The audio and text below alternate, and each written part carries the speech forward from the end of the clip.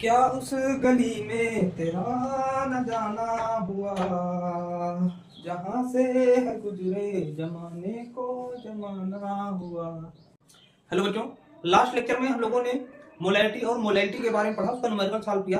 और अभी तक आपने उसको नहीं देखा है तो चैनल पर सर्च करें और उसको देख लें। आज हम लोग इस लेक्चर में जो हमारा इंपॉर्टेंट कंसंट्रेशन टर्म आता है, जो कि है हमारा नॉर्मेलिटी है, उसके बारे में हम डिटेल स्टडी करेंगे। तो आज हम लोग नॉर्मेलिटी के बारे में पढ़ने वाले हैं। तो आप हेडिंग लगाएं नॉर्मेलिटी। ओके, नॉर्मेलिटी ये एक इंपॉर्टेंट कंसंट्रेशन बताने की एक इंपॉर्टेंट टर्म्स है। इसको हम लोग देखते हैं। और जब हम लोग प्रैक्टिकल में लैब में जाते हैं तो वहां पे क्या किया जाता है, नॉर्मेलिटी कैलकुलेट करने के लिए बोला जाता है। तो उसको हम लोग कैसे निकालेंगे, क्या होता है, डिटेल्स इसको हम लोग पढ़ेंगे। बहुत सिंपल सा कॉन्सेप्ट है इसमें। तो जैसे मोलैलिटी हम लोगों ने देखा था, मोलैलिटी आपने क्या देखा कि मोलैलिटी को हम लोग डिनोट करते हैं कैपिटल एम से। ओके, और ये क्या होता है, number of moles present in 1 litre of solution. Okay, इसको हम क्या बोल देते हैं, मोलैलिटी बोल देते हैं। इसके बाद हमने पढ़ा मोलैलिटी के बारे में पढ़ा, यानी कि स्मॉल एम ये क्या होता है, एन अपॉन कैपिटल डब्ल्यू, यानी कि ये क्या है, किलोग्राम में होगा। ओके, अब हम लोग किसकी बात करने वाले हैं, नॉर्मेलिटी की बात करेंगे। तो नॉर्मेलिटी की अगर बात करें तो यहाँ पे नॉर्मेलिटी क्या हो जाती है, नॉर्मेलिटी की डिनोट करते हैं कैपिटल एन से। ओके, और ये क्या हो जाता है, अब जैसे इसमें हम लोग मोल ले रहे हैं तो यहाँ पे एक हम नॉर्मेलिटी के टर्म में जो आएगा, हम लोग बात करेंगे ग्राम इक्विवेलेंट। इसकी बात करेंगे gram equivalent, gram equivalent of solute, gram equivalent of solute present in 1 litre of solution. Okay, ये हमारा क्या चीज, नॉर्मेलिटी है। तो बहुत क्लियरली आपको क्लियर हुआ होगा कि यहाँ पे हम लोग क्या है, मोलैलिटी के टर्म में क्या ले रहे हैं, मोल्स ले रहे हैं। इसमें मोलैलिटी के टर्म में भी हम लोग क्या ले रहे हैं, मोल ले रहे हैं। लेकिन जब नॉर्मेलिटी की बात करेंगे तो वहां पर ग्राम equivalent of solute present in 1 litre of solution, इसको हम लोग क्या बताएंगे, नॉर्मेलिटी बताएंगे। अब बात यहां से क्लियर होगी, ये मोल तो आपको पता है, मोल हम लोग निकाल लेते हैं किससे, n equal to W upon M से। क्या करते हैं, किसी भी सब्सटेंस का, किसी भी सॉल्यूट का हम मोल कितना मोल बनेगा, इस फार्मूले से कैलकुलेट कर लेते हैं। आज हम लोग बात करेंगे किस पे, नॉर्मेलिटी पे। और ये ग्राम इक्विवेलेंट ऑफ सॉल्यूट क्या होता है, इस पे डिटेल स्टडी करेंगे और हम लोग समझेंगे कंसंट्रेशन टर्म। तो एक बार चैनल को आप शेयर करें, कमेंट करें, लाइक करें। ओके, आगे हम लोग सीखते हैं। चलिए शुरू करते हैं नॉर्मेलिटी के बारे में पढ़ना। तो नॉर्मेलिटी के बारे में आप समझ गए होंगे क्या है, ग्राम equivalent of solute present in 1 litre of solution. अगर डिफिनेशन की बात करें इसकी, it is defined as the number of gram equivalent of solute present in 1 liter of solution or 1 decimeter cube of solution.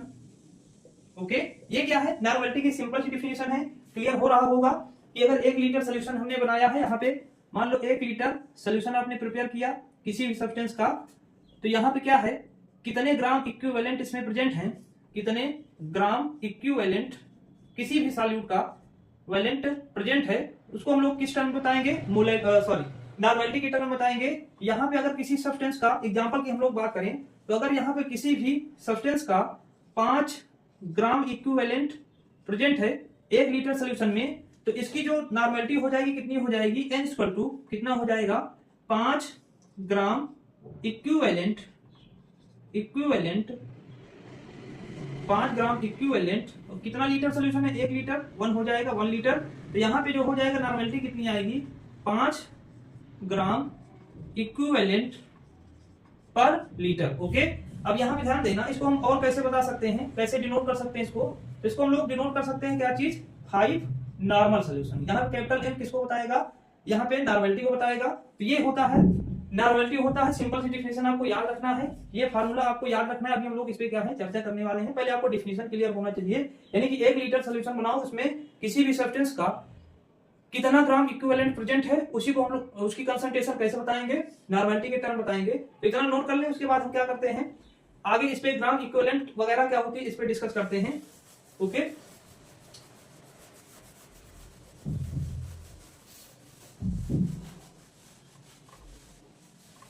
तो देखिए ग्राम इक्विवेलेंट एक्चुअली में क्या होता है। तो ग्राम इक्विवेलेंट की अगर हम लोग बात करेंगे तो यहाँ पे नॉर्मेलिटी हो जाएगी n equal to number of gram equivalent of solute upon number of litre of solution. Okay, ये किस में होगा? लीटर में होगा, जैसे लिखा है ये। अब यहाँ पे बात करते हैं एक्चुअली में ग्राम इक्विवेलेंट क्या होता है। तो ग्राम इक्विवेलेंट की अगर हम लोग बात करेंगे, ग्राम इक्विवेलेंट की बात करें तो ये होता है mass of solute upon equivalent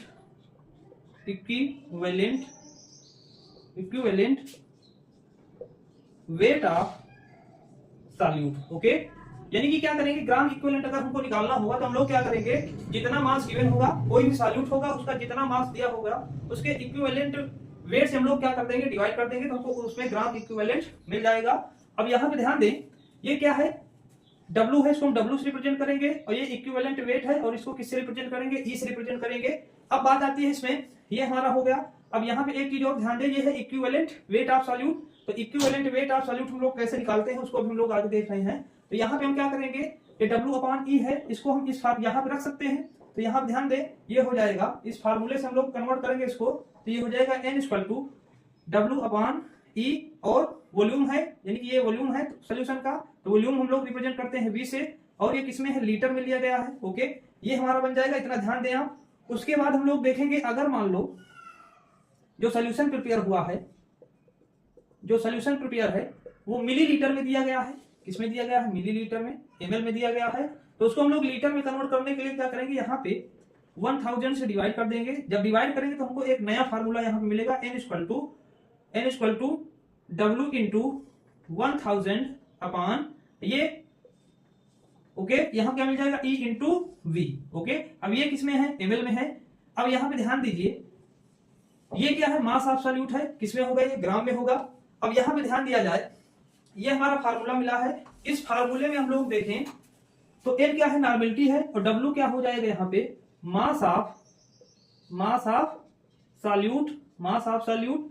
E क्या है, इक्विवेलेंट वेट है, और V क्या है, वॉल्यूम है, वॉल्यूम ऑफ सॉल्यूशन। तो यहां तक क्लियर हुआ है। ओके, यहां तक क्लियर होगा।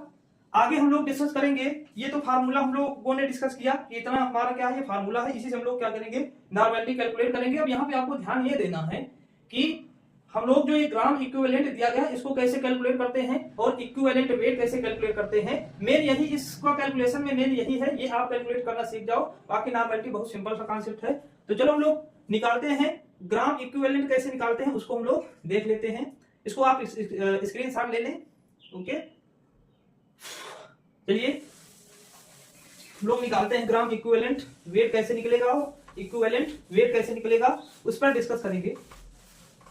तो सबसे पहले हम बात करें, यहाँ पे हम लोगों ने देखा इसके फार्मूले में दो चीज आया था, एक आया था ग्राम इक्विवेलेंट आया था, दूसरा आया था इक्विवेलेंट वेट आया था। ओके, तो चलो इसको दोनों को हम लोग कैसे निकालते हैं उसको यहाँ पे समझ लेते हैं। ग्राम इक्विवेलेंट और इक्विवेलेंट वेट कैसा होता है, तो इक्विवेलेंट वेट को हम लोग रिप्रेजेंट करते हैं किससे, ई से, कैपिटल ई से। ओके, और ग्राम इक्विवेलेंट को हम लोग किससे रिप्रेजेंट करेंगे, यहाँ पे W अपॉन E से। यानी कि अगर हमको ग्राम इक्विवेलेंट निकालना होगा तो पहले हमको इक्विवेलेंट वेट को पता होना चाहिए, उसके बाद हम लोग क्या करेंगे, ग्राम इक्विवेलेंट वेट निकाल पाएंगे। तो सबसे पहले बात करते हैं इक्विवेलेंट वेट की बात करते हैं। तो चलिए इक्विवेलेंट वेट देखो, पहले इक्विवेलेंट वेट की जरूरत पड़ेगी, उसको कैसे निकालेंगे वो आपको आना चाहिए। तो इसके लिए सबसे पहले हम लोग क्या करते हैं, equivalent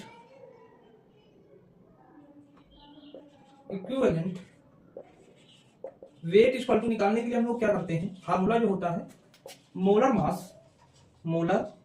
mass upon N factor. Okay, N factor या फिर इसको वैलेंसी फैक्टर बोलते हैं। अब यहाँ क्या हो जाएगा, मोलर मास यानी कि कोई भी सब्सटेंस सॉल्यूट देगा उसके मोलर मास को हम लोग एन फैक्टर से डिवाइड कर देंगे, तो हमारा क्या आ जाएगा, इक्विवेलेंट वेट आ जाएगा। तो जो एन फैक्टर होता है उसको अलग अलग हम कैसे निकालेंगे एसिड बेस और साल्ट के केस में उसको देखते हैं। तो चलिए सबसे पहले लोग देखते हैं एसिड के केस में। In case of acid, in case of acid, acid के केस में हम लोग कैसे निकालेंगे इक्विवेलेंट वेट। तो पहला एग्जांपल हम यहाँ पे दिया गया है HCl। ओके, क्या है HCl। अब HCl के केस में एन फैक्टर क्या होगा, इसको जब डिसोसिएट कराएंगे it will converted into H+ और Cl नेगेटिव। यहाँ पे एन फैक्टर की बात करें, किसकी बात करें, एन फैक्टर की। तो एन फैक्टर एसिड के केस में क्या होगा, एन फैक्टर एसिड के केस में होगा रिप्लेसेबल H+ आयन। ओके, जितना नंबर ऑफ रिप्लेसेबल H+ होगा वही उसका क्या हो जाएगा एन फैक्टर। तो यहाँ पे कितना H है, 1 है, यानी कि एन फैक्टर इसका कितना हो जाएगा 1। एन फैक्टर की बात करें कितना हो जाएगा एन फैक्टर, इसका एन फैक्टर की वैल्यू 1 हो जाएगी। अब इसका अगर हमको इक्विवेलेंट वेट निकालना हो तो क्या करेंगे, तो ये हो जाएगा equivalent weight equal to molar mass of HCl upon N factor. Okay, तो एन फैक्टर अब यहाँ से हम लोग निकाल चुके हैं। अब मोलर मास इसका कितना हो जाएगा HCl का, तो H और प्लस Cl, हाइड्रोजन का 1, इसका कितना 35.5। अब इसको यहाँ पे रखोगे कितना आ जाएगा, ये हो जाएगा 36.5 अपॉन 1। तो इसको बताओ कितना आ जाएगा इक्विवेलेंट वेट, तो यहाँ से आ जाएगा 36.5। ओके, ये क्या है इक्विवेलेंट वेट किसका है, HCl का है। उसके बाद नेक्स्ट एग्जांपल देखते हैं। नेक्स्ट एग्जांपल हमारा है, जैसे हमने लिया यहाँ पे दूसरा एग्जांपल एसिड का H2SO4। क्या है H2SO4, इसका इक्विवेलेंट वेट निकालना है। तो सबसे पहले हम इसको डिसोसिएट या फिर आयनाइज करा देंगे, it will converted into 2H+ SO4 double negative. अब इसमें रिप्लेसेबल H+ कितना है, 2 है, यानी कि एन फैक्टर की वैल्यू कितनी हो जाएगी 2। ओके, इक्विवेलेंट वेट निकालेंगे, इसका इक्विवेलेंट वेट हो जाएगा molar mass of H2SO4 upon N factor. तो एन फैक्टर इसका कितना है 2 है, मोलर मास इसका कितना होगा, कई बार हम लोगों ने निकाला कि मोलर मास H2SO4 का होता है कितना 98। तो यहाँ पे रखेंगे वैल्यू, ये हो जाएगा 98/2, कितना आ जाएगा 49, यानी कि इक्विवेलेंट वेट H2SO4 का कितना हो जाएगा 49। ओके, एक एसिड और देख लेते हैं, उसके बाद बेस का हम लोग देखेंगे। चलिए एक दूसरा एग्जांपल हमने लिया H3PO4। इसको जब डिसोसिएट कराओगे तो ये कन्वर्ट हो जाएगा किसमें 3H+ और PO4 ट्रिपल नेगेटिव। अब यहाँ पे एन फैक्टर की बात करेंगे, यानी कि एन की वैल्यू कितनी आएगी 3 H+ है 3।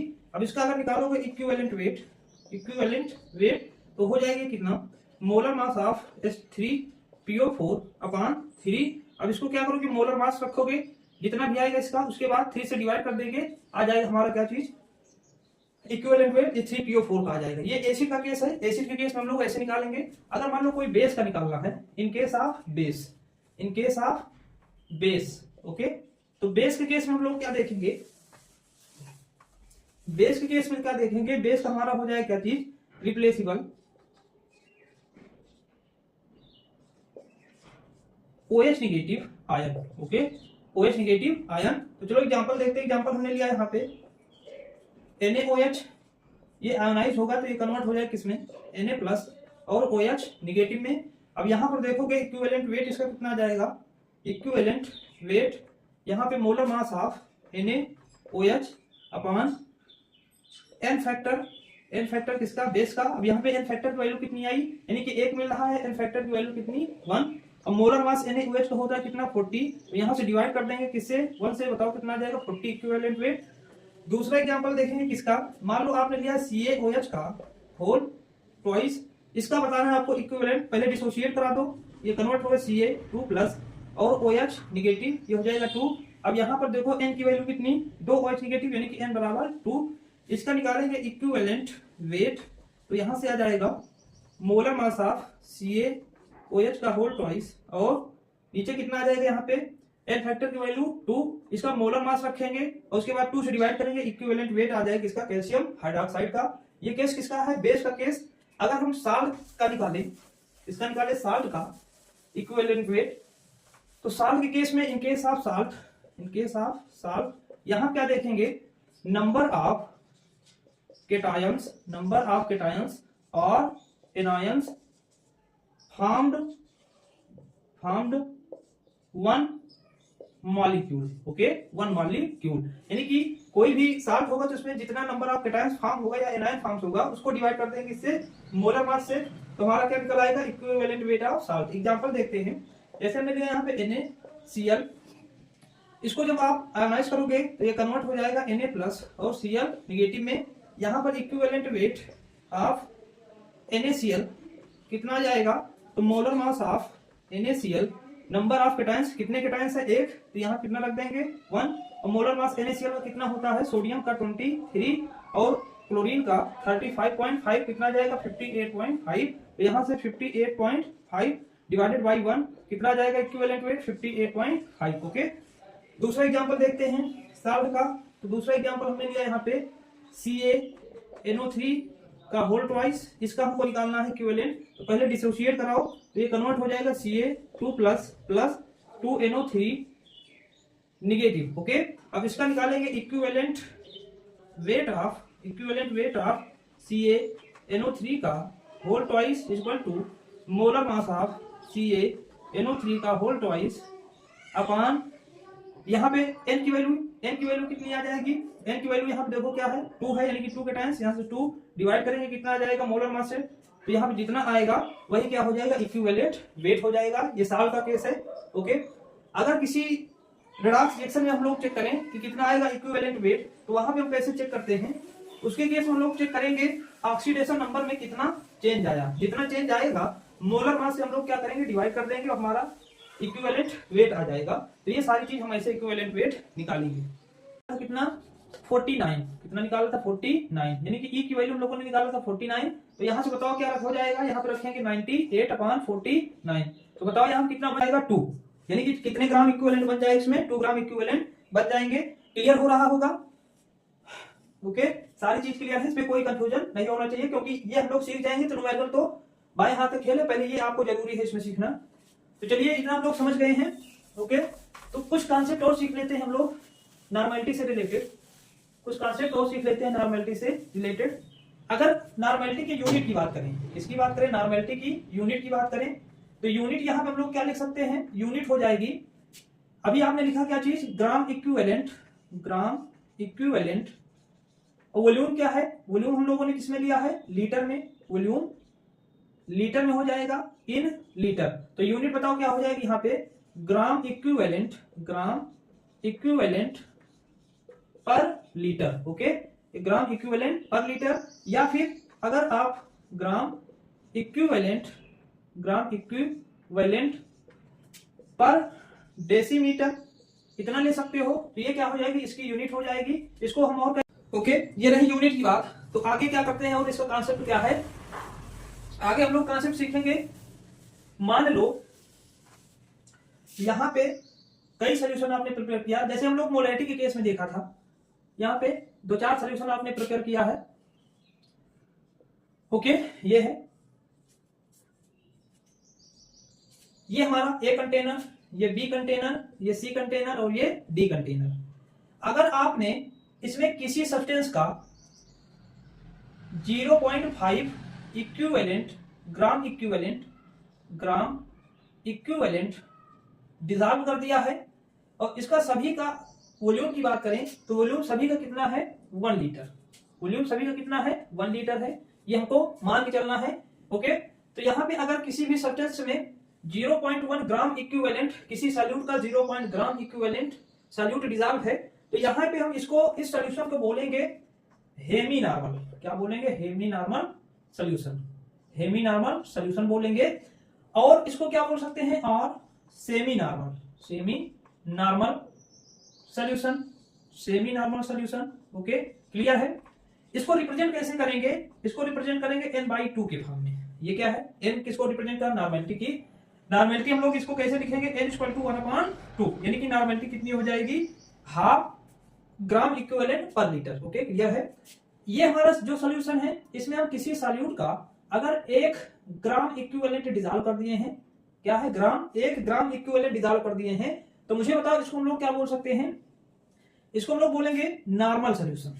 कौन सॉल्यूशन हो जाएगी, नॉर्मल सॉल्यूशन हो जाएगा, नॉर्मल सॉल्यूशन। और नॉर्मल सॉल्यूशन की बात करें तो नॉर्मल सॉल्यूशन की जो नॉर्मलिटी होती है उसको हम कैसे लिखते हैं, n के फॉर्म में। ओके, ये क्या है, n है, नॉर्मल सॉल्यूशन की बात कर रहा है। इसमें किसी भी सब्सटेंस का कितना मोल ग्राम इक्विवेलेंट डिसॉल्व है, 1 ग्राम इक्विवेलेंट, इसको क्या बोलेंगे, नॉर्मल सॉल्यूशन। अगर इसमें हम लोगों ने क्या कर दिया है, किसी सॉल्यूट का 1/10 ग्राम इक्विवेलेंट डिजॉल्व है तो इसको हम लोग बोलेंगे क्या चीज, डेसी नॉर्मल। क्या बोलेंगे, decinormal, decinormal solution. ये हो जाएगा डेसी नॉर्मल सोल्यूशन। और कैसे रिप्रेजेंट करोगे इसको, तो रिप्रेजेंट कैसे करते हैं, n/10 के फॉर्म में आपको मेंशन हुआ दिखेगा। तो n/10 का मतलब क्या है, उसका जो नॉर्मेलिटी कितनी दी गई है, नॉर्मेलिटी कितनी है, नॉर्मेलिटी की बात करेंगे तो कितना है 1/10, यानी कि इसमें कितना 1/10 gram equivalent present in 1 litre of solution. Okay, clear हो रहा है। इसकी बात करें, अगर इसमें किसी भी सब्सटेंस का 1/100 ग्राम इक्विवेलेंट डिजॉल्व किया है, ग्राम इक्विवेलेंट डिजॉल्व है, तो इसको हम लोग बोलते हैं क्या चीज, सेंटी नॉर्मल। क्या बोलेंगे, centinormal solution, centinormal solution.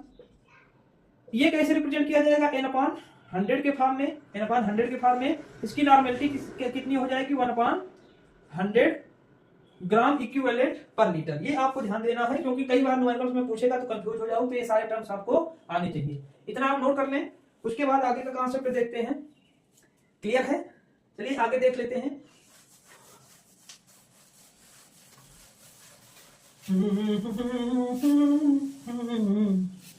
चलिए देखते हैं आगे, हम लोग देखेंगे नॉर्मेलिटी ऑन डाइल्यूशन क्या होगी।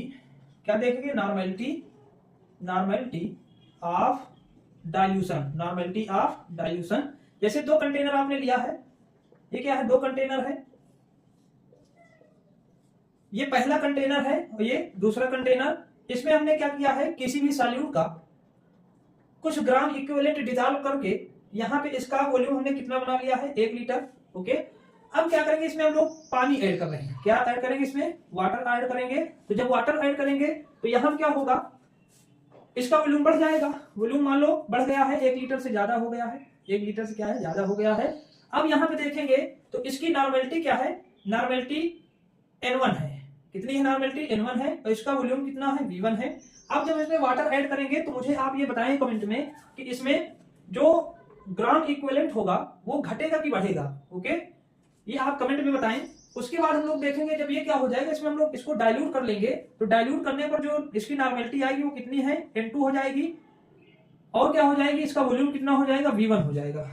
सॉरी, वॉल्यूम कितना हो जाएगा, इसका V2 हो जाएगा। तो इस केस में हम लोग एक इक्वेशन यहाँ पे देखेंगे कि जो N1 है, N1, ये N1 है और ये क्या है, V1 इक्वल टू N2, और ये क्या है, V2। तो जब आपसे डाइल्यूशन के लिए कोई भी न्यूमेरिकल पूछेगा तो हमको ये याद रखना है, एक चीज ध्यान दें, ये क्या है, before dilution, before dilution. Okay, और ये कब मिलेगा, after, after dilution, after dilution.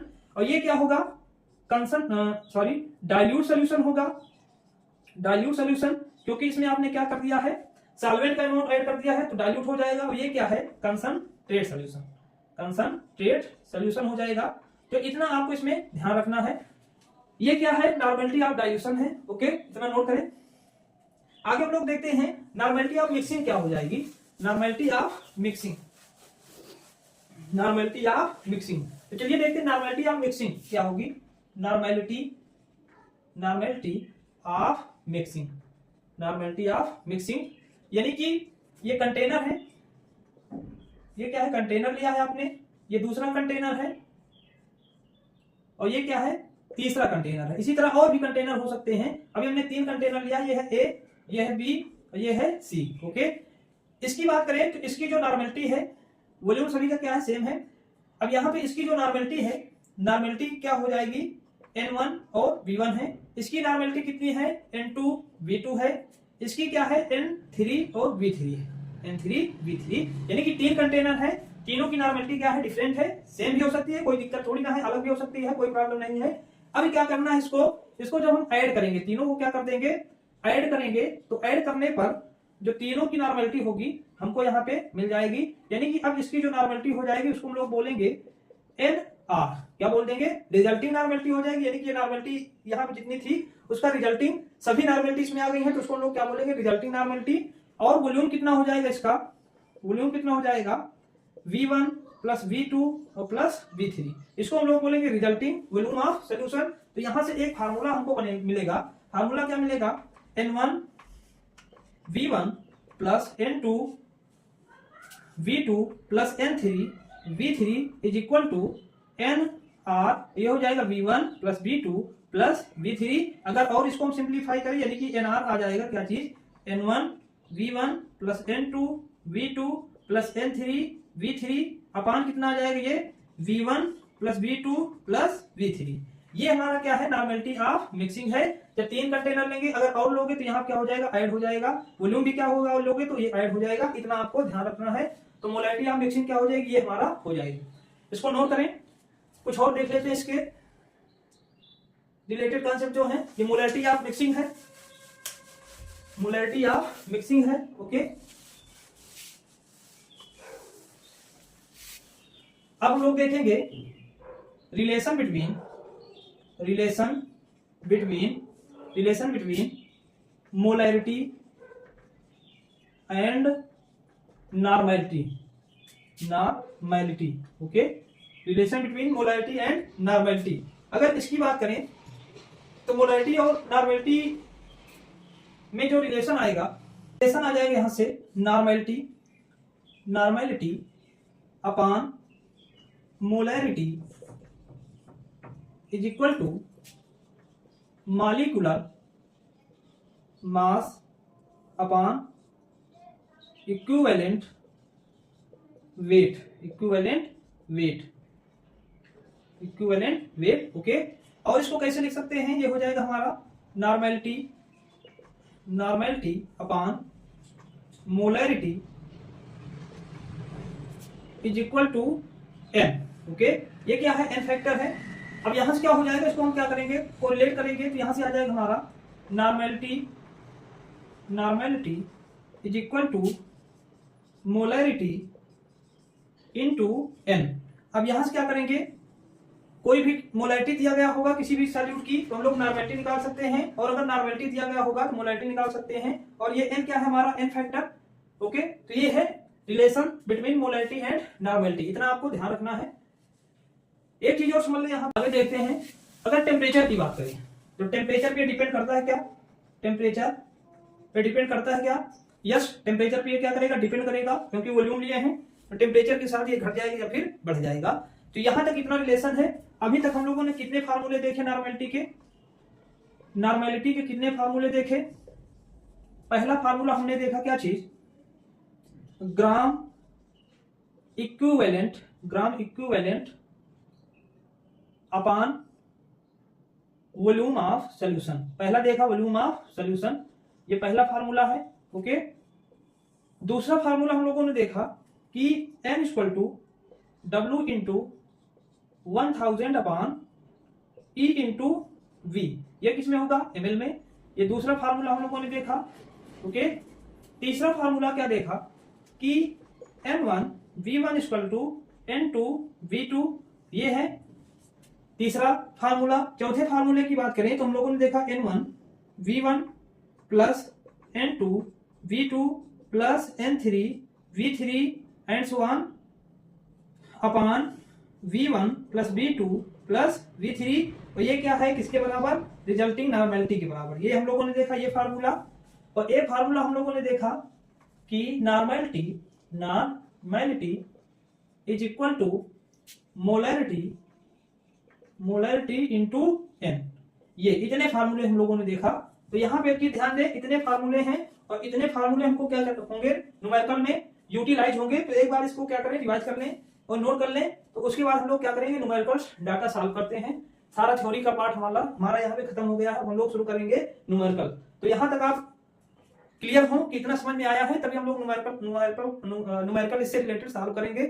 Okay, numerical की बात करेंगे, बहुत ही सिंपल न्यूमेरिकल है इसका, अगर सारे कॉन्सेप्ट क्लियर हैं तो चलिए न्यूमेरिकल दिया गया है। फर्स्ट न्यूमेरिकल है, पहला न्यूमेरिकल हमारा दिया गया, बहुत ही सिंपल सा है।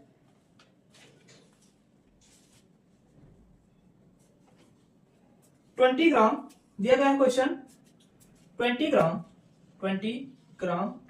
NaOH dissolved in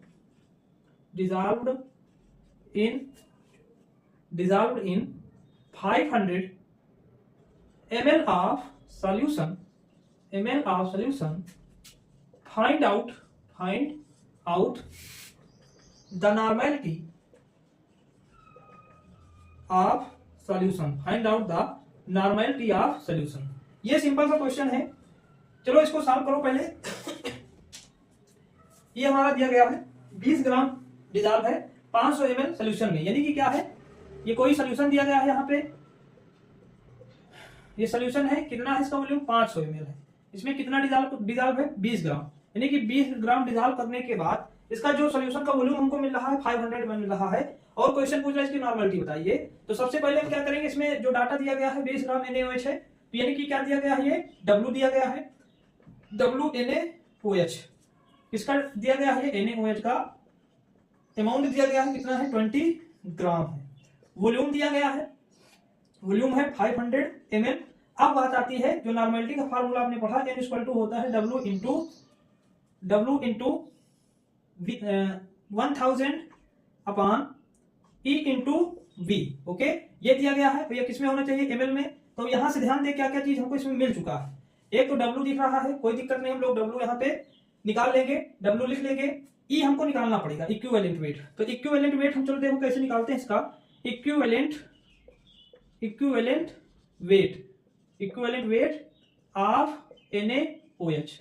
ओके, अब यहां क्या करोगे, इसका क्या रखोगे, मोलर मास, क्या रखोगे, मोलर मास रखोगे, अपान क्या कर दोगे, जितना भी इसका क्या आ जाएगा, n फैक्टर आ जाएगा, क्या आ जाएगा, n फैक्टर। चलो देखते हैं, NaOH है तो NaOH को हमको क्या करेंगे, डिसोसिएट कराएंगे, ये मिलेगा ऐसे Na प्लस में और OH निगेटिव, यानी कि कितना OH मिल रहा है 1, तो यहाँ पे हम लोग रख देंगे मोलर मास, पहले मोलर मास निकाल लो।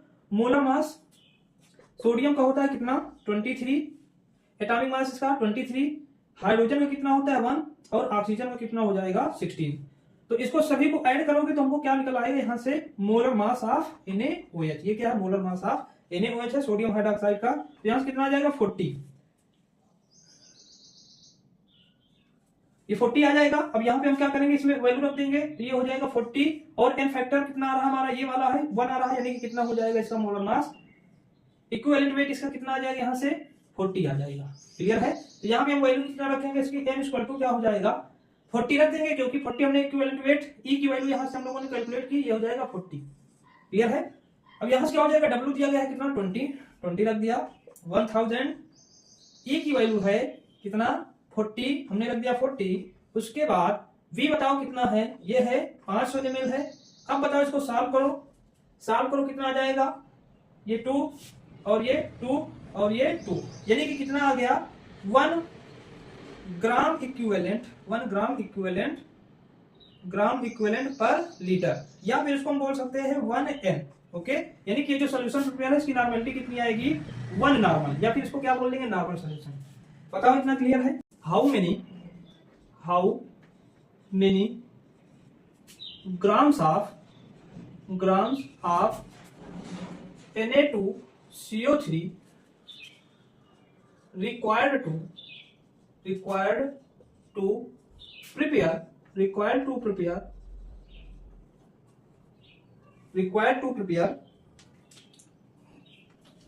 500 ml of N/20 solution. Okay, ये क्वेश्चन दिया गया है, आपको बताना है कि जो सोल्यूशन बना है N/20 का, इसमें Na2CO3 के कितने ग्राम्स की रिक्वायरमेंट होगी। ये सिंपल सा क्वेश्चन है, चलो देखते हैं कैसे निकालेंगे इसको। तो सबसे पहले डाटा हम लोग देख लेते हैं क्या दिया गया है। यहाँ पे वॉल्यूम दिया गया है, V कितना है 500 मिलीलीटर। उसके बाद बताओ नॉर्मलिटी दी गई है क्या, बताओ, बिल्कुल दी गई है N/20। इसको कैसे लिख सकते हैं, N/20 को 1/20 नॉर्मलिटी दी गई है। और बताओ क्या दिया गया है, और कुछ नहीं दिया गया है। नॉर्मलिटी का फार्मूला जो होता है N equal to W into 1000 upon E into V, ये होता है। अब यहाँ पे ध्यान ये देना है आपको, तो W तो हमको मिल गया और V मिल गया, सॉरी N मिल गया और V मिल गया, हमको W बताना है, तो E की जरूरत पड़ेगी, हमको बताना है यहाँ पे W, यानी कि W का अमाउंट बताना है। तो सबसे पहले हमको निकालना क्या पड़ेगा, यहाँ पे E निकालना पड़ेगा, और E निकालने के लिए हमको किसकी जरूरत पड़ती है, Na2CO3 की मोलर मास की। तो चलो Na2CO3 का मोलर मास निकालते हैं। तो मोलर मास Na2CO3 हो जाएगा, मोलर मास और Na2CO3 यानी कि सोडियम कार्बोनेट का मोलर मास की जरूरत पड़ेगी। तो चलो देखते हैं यहाँ कितना हो जाएगा। ये यहाँ से निकालोगे तो सोडियम कितना है 2 है, तो इसको मल्टीप्लाई कितने से कर देंगे 2 से, कार्बन है, कार्बन लिख दिया, ऑक्सीजन कितना है 3 और ये ब्रैकेट में ऑक्सीजन। अब एटॉमिक मास रख लीजिए, सोडियम को होता है कितना 23 और कार्बन का कितना होता है 12, ऑक्सीजन कितना होता है 16। इसको आप सॉल्व करेंगे तो कितना आ जाएगा 3 2 6 और 2 4 यानी कि 46, ये हो जाएगा 12, ये हो जाएगा कितना 8 और 48 48। इसको ऐड करोगे कितना हो जाएगा 8 2 10 10 6 16, ये कितना 4 1 5 4 9 1 10 यानी कि 106 आ जाएगा। ये क्या इसका मोलर मास है। अब इक्विवेलेंट वेट इसका निकालेंगे यानी कि ई की वैल्यू निकालेंगे तो होता है क्या चीज Na2CO3 upon number of cations, number of cations. अब ये क्या है साल्ट है, तो साल्ट के केस में हम लोग क्या लेते हैं केटायंस लेते हैं। अब यहाँ पे इसको डिसोसिएट कराओगे तो कितना आ जाएगा, तो डिसोसिएट कराओगे यहाँ पे Na2CO3 को, तो यहाँ से आपको मिलेगा 2Na प्लस और CO3 डबल नेगेटिव, यानी कितना मिल रहा है 2 मिल रहा है, 2 पॉजिटिव चार्ज। तो हम लोग यहाँ से निकाल सकते हैं इक्वल टू 106 अपॉन 2, कितना हो जाएगा 2 5 हो जाएगा और 3 यानी कि 53 आ जाएगा इक्विवेलेंट वेट। बस सिंपल सा है, इतना हमको इसमें ऐड करना पड़ा है। बाकी जैसे मोलाइटी और मोलाइटी निकालते थे वही कॉन्सेप्ट है, केवल इतना ऐड कर दिया गया इक्विवेलेंट वेट को। तो चलो यहाँ से निकालेंगे तो ये हो जाएगा, नॉर्मेलिटी का वैल्यू रखिए कितना है 1/2, डब्ल्यू हमको निकालना है इंटू 1000 कर देंगे। ई कितना निकाला आपने 53 और बी बताओ कितना है 500, इतना है। अब इसको सॉल्व करिए, सॉल्व करोगे तो कितना आ जाएगा,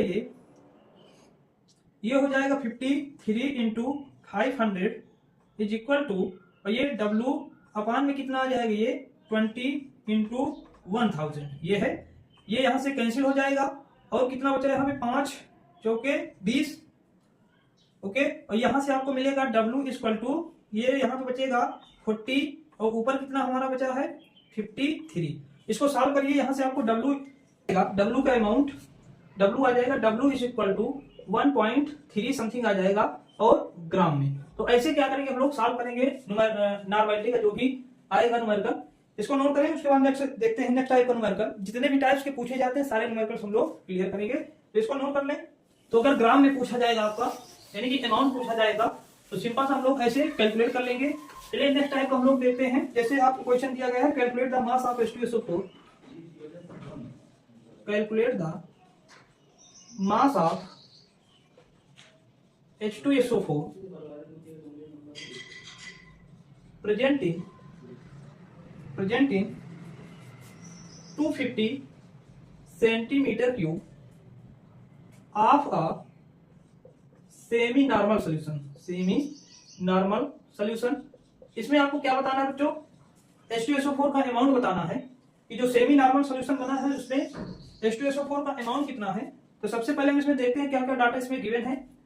तो इसमें आप देखेंगे वॉल्यूम इसका दिया गया है, वॉल्यूम कितना है 250 सेंटीमीटर क्यूब या फिर 250 ml, ओके। आगे देखो सेमी नॉर्मल दिया गया है, तो सेमी नॉर्मल का मतलब क्या होगा, नॉर्मेलिटी दी गई है, एन की वैल्यू दी गई है, तो एन यहाँ पे कितना हो जाएगा हाफ हो जाएगा। अभी हमने इसके पहले देखा था कंसेप्ट जब पढ़ रहे थे, तो सेमी नॉर्मल का मतलब क्या होगा, जब 0.5 ग्राम इक्विवेलेंट किसी भी सोल्यूशन प्रेजेंट होंगे तो उसको हम लोग बोलेंगे क्या चीज, सेमी नॉर्मल। अब यहाँ पर देखोगे हमको निकालना क्या है, मास निकालना है H2SO4 का, यानी कि W निकालना है, क्लियर है।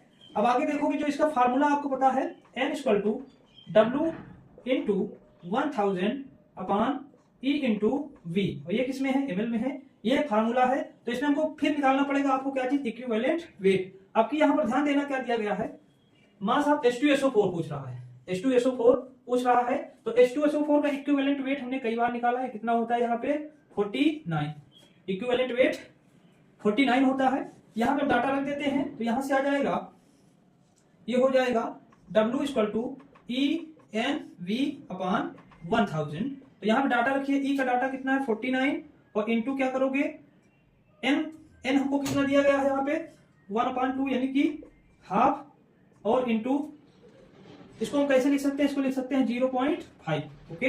अब यहाँ क्या आ जाएगा, और क्या दिया गया, वॉल्यूम दिया गया है कितना है 250, ओके, और नीचे कितना हो जाएगा 1000। अब इसको आप सॉल्व करेंगे तो यहाँ पे W का अमाउंट आ जाएगा, और जितना आएगा वही इसका क्या हो जाएगा, ग्राम में अमाउंट हो जाएगा। तो ऐसे हम क्या करेंगे, सॉल्व करेंगे इसको, तो कोई भी दिया जाएगा अमाउंट हम लोग ऐसे निकाल सकते हैं। इसको नोट करें, उसके बाद नेक्स्ट देखते हैं। नेक्स्ट क्वेश्चन है, अच्छा क्वेश्चन है, इसको देखते हैं। नेक्स्ट टाइप का क्वेश्चन, क्वेश्चन दिया गया है 25 ml of 25 ml of n by 10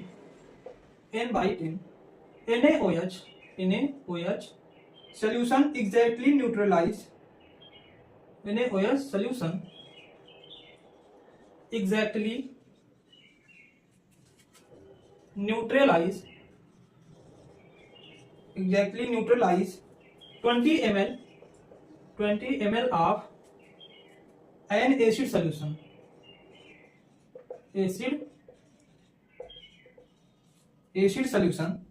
what is the normality of the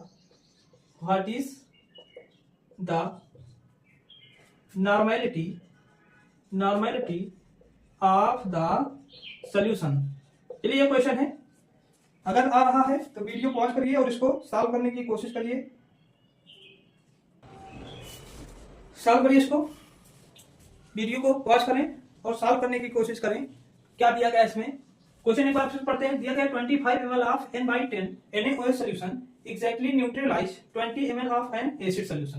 यानी कि एक बेस का सॉल्यूशन है और एक एसिड का सॉल्यूशन है। तो बेस वाला जो है इन केस ऑफ बेस के केस में देखो क्या दिया गया है, यहां पर NaOH यानी कि नॉर्मेलिटी N1 कितना दिया गया इसका, या फिर हम बेस भी लिख सकते हैं यहाँ पे। यानी कि N1 कितना दिया गया है, N1 है 1/10। इसका वॉल्यूम बताइए कितना है, V1 यानी कि 25 ml है। ओके, आगे देखो 25 ml of n by 10 NaOH solution exactly neutralise 20 ml of, यानी कि 25 जो बेस ml बेस है तो 20 ml एसिड को न्यूट्रलाइज करता है। तो यहाँ पे एसिड के केस में देखो क्या दिया गया है, इन केस ऑफ एसिड। तो एसिड के केस में देखो क्या दिया गया है, V2 दिया गया है। V2 का मतलब कितना है, 20 ml है। अब न्यूट्रलाइज कर रहा है तो उसकी एसिड है, तो एसिड का कुछ ना कुछ क्या होगा, नॉर्मेलिटी होगा। तो हमको वही पूछ रहा है acid solution, what is the normality of the solution. Okay, तो यहाँ पे हमको क्या निकालना है, N2 की वैल्यू निकालना है, नॉर्मेलिटी जो होगी उसी को निकालना है। तो इसको हम लोगों ने देख लिया, ये क्या है, डाइल्यूशन वाला फार्मूला है हमारा। ओके, न्यूट्रलाइज कर रहा है, हम लोग ऐड कर रहे हैं, मिला रहे हैं। तो चलिए देखते हैं इसमें फार्मूला हमको पता है। तो फार्मूला क्या होता है, N1 V1 equal to N2 और V2। तो N1 वैल्यू हम सब्स्टिट्यूट कर देते हैं सबका। तो N1 कितना हो जाएगा 1/10, V1 कितना है 25 ml है, N2 हमको क्या करना है, निकालना है। अब V2 कितना दिया गया है 20 ml। ओके, V2 कितना है 20 ml। अब हमको क्या करना है, इसको सॉल्व करना है। तो N2 का डाटा हमको यहां से निकालना होगा। तो N2 का डाटा 5/10 इंटू 20। इसको जब हम सॉल्व करेंगे 1 to 5 नॉर्मल। ओके, यानी कि जो सॉल्यूशन एसिड वाला जो सॉल्यूशन है उसकी नॉर्मेलिटी कितनी हो जाएगी, 0.125 नॉर्मल। तो ये क्या हमारे न्यूमेरिकल्स हैं, इसको आप नोट करें।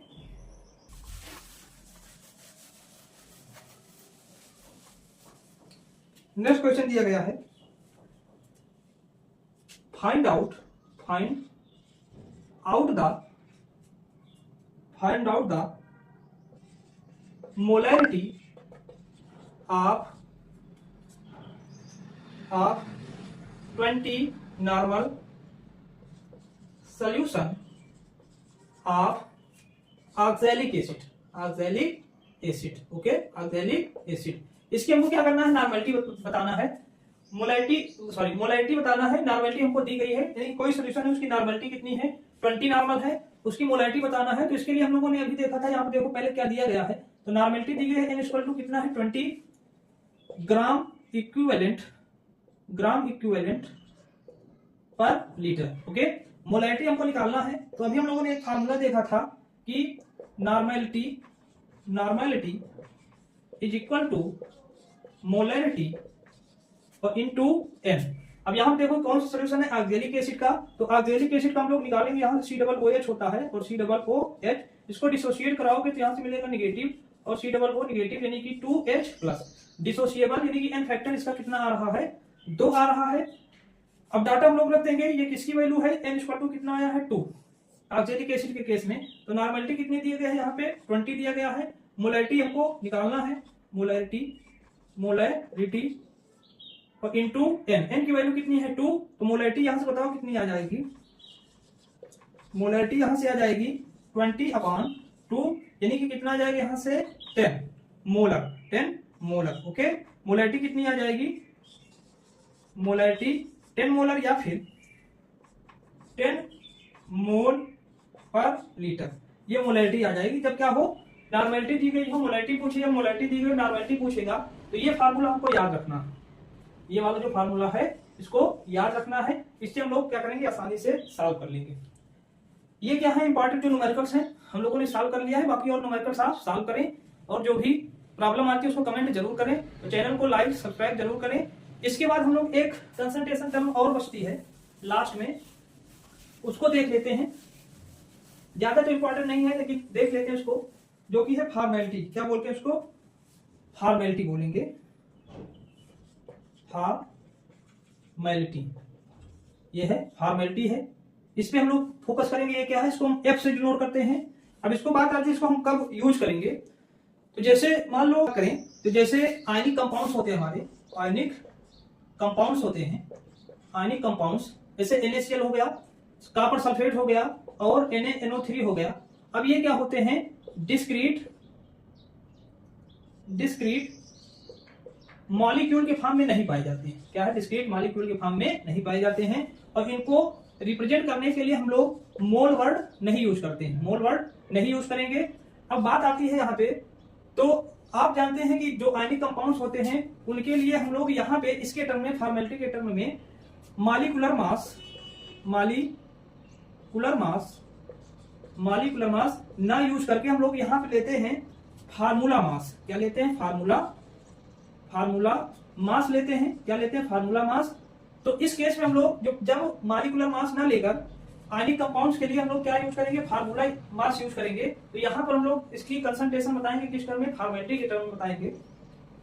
इसको हम और क्या कह सकते हैं, इसको बोल सकते हैं ग्राम फार्मूला मास। तो ये है, इसलिए हम लोग क्या करते हैं, आयनिक कंपाउंड्स के लिए फॉर्मेलिटी कंसंट्रेशन बताने के लिए हम लोग फॉर्मेलिटी यूनिट का जो है, आयनिक कंपाउंड्स के लिए कंसंट्रेशन बताने के लिए हम लोग कौन सा टर्म यूज करते हैं, फॉर्मेलिटी टर्म। अगर इसकी डिफिनीशन की बात करें तो डिफिनीशन क्या हो जाएगी, number of gram formula mass of ionic compounds present in 1 liter of solution at fixed temperature, okay. ये क्या है, इसकी डिफिनीशन है, इसकी, ओके। अब हम मान लो यहाँ पे इसको फॉर्मुलेशन मैथमेटिकली कैसे लिख सकते हैं, F इक्वल टू हो जाएगा gram formula mass upon volume of solution. ये किस में ले लेंगे, इन लीटर में। इतना आपको ध्यान रखना है, ये इसका फार्मूला है, ओके। ये है। अगर हम बात करें रिलेशन बिटवीन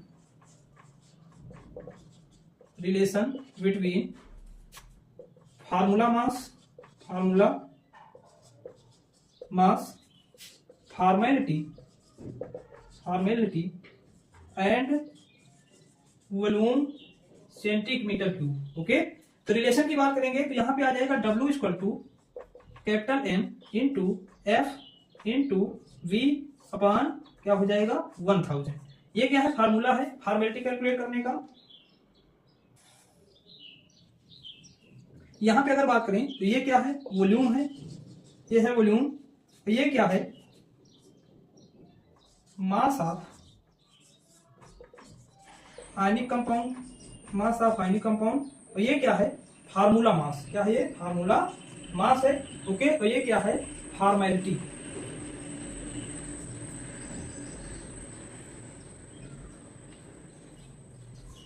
ये क्या है, फॉर्मेलिटी है। तो ये हमारा रहा फॉर्मेलिटी का टर्म। बाकी कंसंट्रेशन टर्म यहां से खत्म होती है। बाकी इसमें इसका यूज कब करेंगे, जब हमको क्या दिया गया होगा, W दिया गया होगा और उसका फार्मूला मास दिया गया होगा, वॉल्यूम दिया गया होगा। तो सिंपल हम ये फार्मूला यूज करके कंसंट्रेशन यानी कि इन टर्म्स ऑफ फॉर्मेलिटी बता सकते हैं। तो आज की क्लास यहीं पे एंड करते हैं। कंसंट्रेशन टर्म हमारी जो है फाइनली खत्म हो चुकी है। अब हम लोग आगे पढ़ेंगे जो लिक्विड लिक्विड सोल्यूशन होते हैं, सॉलिड लिक्विड सोल्यूशन होते हैं, उन पे जो कोलिगेटिव प्रॉपर्टीज आती हैं उनके बारे में डिस्कस करेंगे। अभी के लिए इतना ही। बाकी न्यूमेरिकल्स आप सॉल्व करते रहें और चैनल को शेयर जरूर करें, कमेंट जरूर करें, लाइक जरूर करें। Thank for watching.